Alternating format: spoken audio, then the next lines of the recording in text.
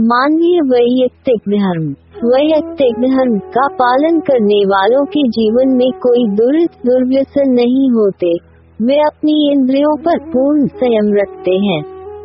पर स्त्री को माता, बहन, पुत्री की भावना से देखते, पराये धन को मिट्टी के समान समझते, किसी के साथ विश्वासघात नहीं करते, ईश्वरोपासना, स्वाध्याय, अग्निहोत्र, परोपकार, सेवा आदि सत्कर्मों का संपादन आवश्यक मानते और परिश्रम से जी नहीं चुराते हैं।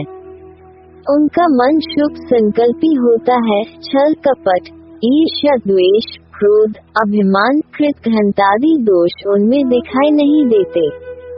आदि आदि।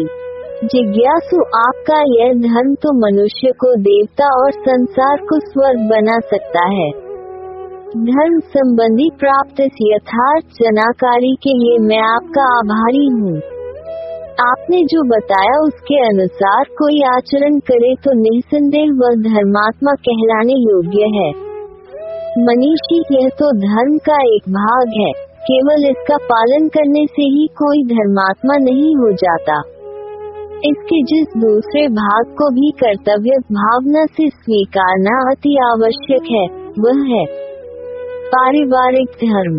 वैयक्तिक धर्म की भांति अपने पारिवारिक धर्म का पालन करना भी हम गृहस्थियों के लिए अनिवार्य है। अर्थात पति पत्नी, पिता माता, पुत्र पुत्री, भाई बहन, सास बहू, जेठानी, देवरानी, भाभी नंद आदि के लिए अपना अपना दायित्व निष्ठा पूर्वक निभाना पारिवारिक धर्म कहलाता है। पति पत्नी अपनी धर्मपत्नी का सादर सम्मान करे, अपने सामर्थ्य के अनुसार उसे आवश्यक सुख सुविधाएं देवे, गृहस्थ मर्यादा तथा चरित्र की पवित्रता का ध्यान रखे, विलासी न बने। पत्नी को अपना मित्र माने, सेविका न समझे, इत्यादि। पत्नी अपने पति के सर्वथा अनुकूल रहे, सांसारिक दृष्टि से उसे अपना सर्वस्व समझे। सद्व्यवहार और मधुर वाणी से पति को सदैव प्रसन्न रखे, उसको कभी हतोत्साहित, चिंतित, भयभीत, क्रोधित तथा डहकी न करे। पर पुरुषों को पिता, भाई, पुत्र की भावना से देखे, पति से कुछ छिपावे नहीं। पत्नी को चाहिए कि पति के धार्मिक, सामाजिक कार्यों और सुख दुख में पूरा साथ देवे।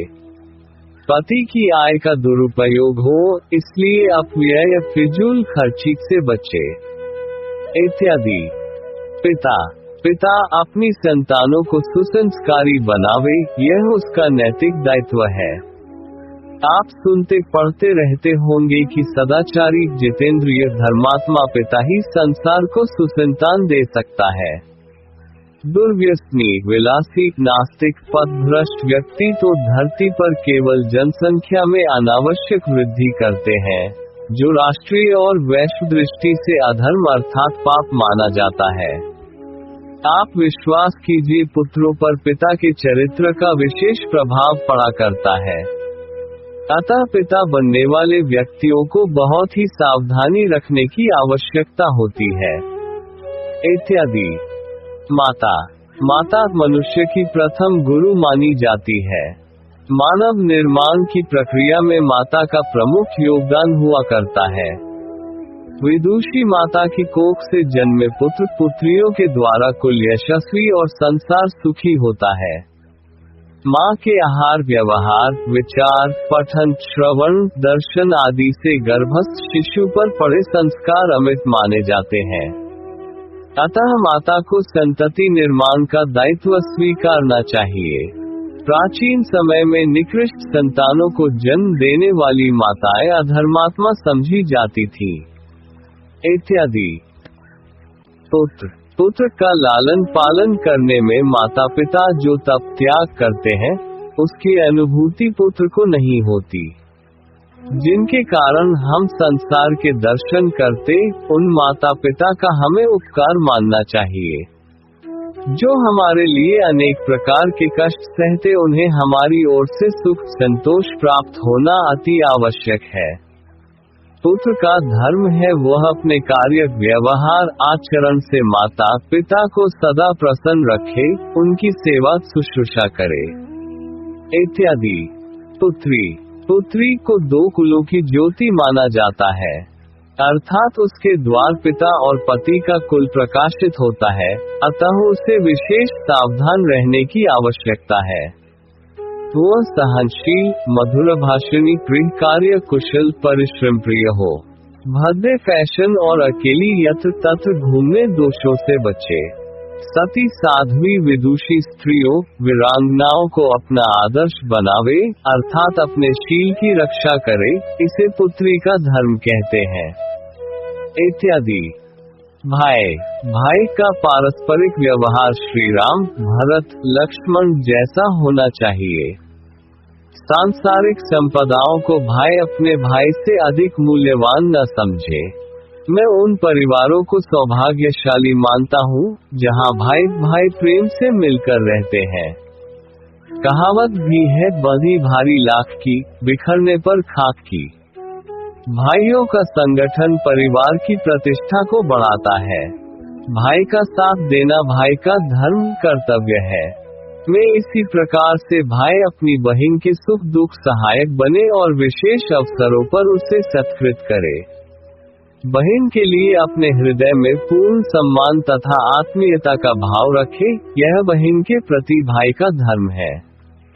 बहन अपने भाई के यश में वृद्धि करे, उसकी अवस्था के अनुसार ही उससे अपेक्षा रखे, अर्थात रूढ़िगत प्रथाएं भाई के लिए भार न बनने पावे, इस ओर बहन को ध्यान अवश्य देना चाहिए।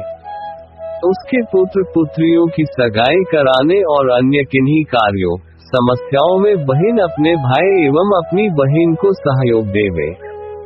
यह भाई और बहन के प्रति बहन का धर्म है इत्यादि।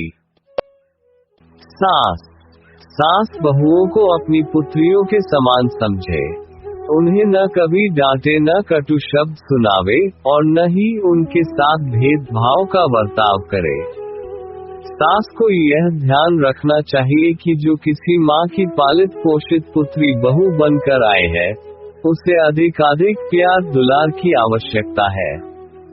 स्मरण रहे, सेवा की नहीं जाती, करवाई जाती है। समझदार सास अपनी बहुओं से प्यार से आदर सम्मान सुख प्राप्त कर लेती है। सफल सास वह मानी जाती है जो अपनी पुत्र वधुओं के हृदय में अपने प्रति श्रद्धा का स्थान बना ले। अपनी बहुओं को सदैव प्रसन्न और उत्साहित रखना सास का धर्म है इत्यादि। बहू अपनी सास को मां माने, उसकी सेवा शुश्रूषा सुविधा अनुकूलता आदि का पूरा ध्यान रखे, उसे कभी भी अपमानित और डहकी न करे। अपने सद्व्यवहार से कुशल बहू सास का हृदय जीत लेती है। सास को दुख देने वाली बहू सुखी नहीं रह सकती। सास को सताने वाली बहू के पूजा पाठ व्रत उपवास व्यर्थ है। सास को सुख देना बहू का धर्म है इत्यादि। जेठानी के लिए देवरानी छोटी बहन के तुल्य होती है, अतः उसका सदैव हित करना जेठानी का नैतिक दायित्व है। हर समझदार बहन अपनी बहन का भला चाहती ही है। देवरानी की संतानों के सुख का जेठानी अपने बाल बच्चों से भी अधिक ध्यान रखे, यह अति आवश्यक है। अपने सद्व्यवहार से देवरानी को सुखद अनुभूति कराना जेठानी का धर्म है इत्यादि। देवरानी अपनी जेठानी को बड़ी बहन मानकर पूर्ण सम्मान दे, उसकी कभी उपेक्षा न करे। अपने विशेष कार्यों में जेठानी की सम्मति लेना देवरानी के लिए आवश्यक है। सुविधा की दृष्टि से देवरानी और जेठानी के भोजनालय पृथक भले ही हो, किंतु दोनों के हृदय में किसी प्रकार का अंतर नहीं होना चाहिए। जेठानी के साथ प्रेम से मिलकर रहना देवरानी का धर्म है इत्यादि। भाभी नंद का पारस्परिक संबंध मधुर होना चाहिए। नंद के प्रति भाभी अपना हृदय उदार रखे, उसे भार न समझे। देवर समान आयु का हो तो उसके प्रति भाई की और कम आयु का हो तो पुत्र की भावना रखना भाभी के लिए हितकर है। नंद और देवर के साथ प्रीतिपूर्वक यथायोग्य व्यवहार करना भाभी का धर्म है। इत्यादि। जेठ बहू का संबंध पिता पुत्री जैसा होना आवश्यक है ही। नंद भाभी एक दूसरे की अंतर्ग होती है, अर्थात ये अपने मन की बातें परस्पर कह दिया करती है। इसलिए नंद को भाभी के प्रति आत्मीयता बनाए रखनी चाहिए। नंद अपनी भाभी की शिकायत भाई आदि से कभी न करे, यह सावधानी नंद के लिए आवश्यक है। भाभी के साथ सहेली का सा व्यवहार करना नंद का धर्म है। इत्यादि। यह अति संक्षेप से मैंने आपको पारिवारिक धर्म बताया है। जिज्ञासु परिवार के सभी सदस्य परस्पर प्रेम से मिलकर रहे, यह तो सर्वमान्य कर्तव्य है, धर्म नहीं। मनीषी कर्तव्य धर्म का पर्यायवाची है, अतः इन दोनों में अंतर नहीं मानना चाहिए। मैंने आपको जो पारिवारिक धर्म बताया उसका पालन न करने वाले व्यक्ति चाहे अपने मान्य धार्मिक कर्मकांडों में कितनी ही रुचि क्यों न रखें, वे धर्मात्मा नहीं कहला सकते। मैं ऐसे अनेक महानुभावों को निकट से जानता हूँ जो अपने आप को श्री राम का भक्त मानते और पिता से बोलते तक नहीं, भाई के प्रति द्वेष भाव रखते हैं। एकादशी आदि का व्रत करने वाली सास बहू को आपस में झगड़ते और करवा चौथ का व्रत करने वाली पत्नी को पति से रूठते मैंने देखा है। मंदिर सत्संग आदि में जाने वाली जेठानी, देवरानी, नंद भाभी एक दूसरे की बुराइयां करती फिरती हैं। ऐसी स्थिति में आप स्वयं सोचिए, इन तथाकथित धार्मिक कार्यों से संबद्ध होने का क्या लाभ है।